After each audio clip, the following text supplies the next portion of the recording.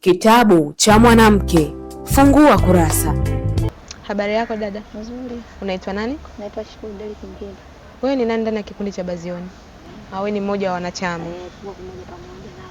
Una muda gani ndani tangu umeingia hapa? Nina muda mrefu. Muda mrefu. Na ndani ya huo muda ambao umehudumu katika kikundi hiki cha Bazioni, ni umenufaika vipi ndani ya kikundi hiki ukiwa kama mwanamke? Kama kuuza mboga, kuweka akiba. Ndio. Na pamoja kama kuna vitu vidogo vidogo vya vyombo na vifaa vidogo vidogo naweka. Pamoja na nani? Kutengeneza kama vilabu hivi. Saa zingine natengeneza zingine.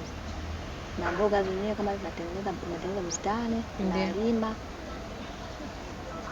Sawa, lakini wewe ukiwa kama mwanamke tangu umeanza hii biashara ya kuuza mboga, ni changamoto gani kubwa ambayo umeipitia ikakufanya wewe ushindwe kuendelea na biashara yako na ufike hatua hadi ya kutaka kukata tamaa? Ni changamoto gani?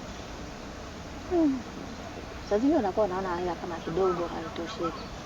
Na kweli changamoto inakuwepo. Ndio.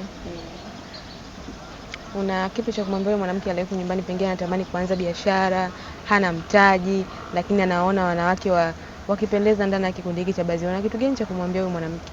Itabidi asikate.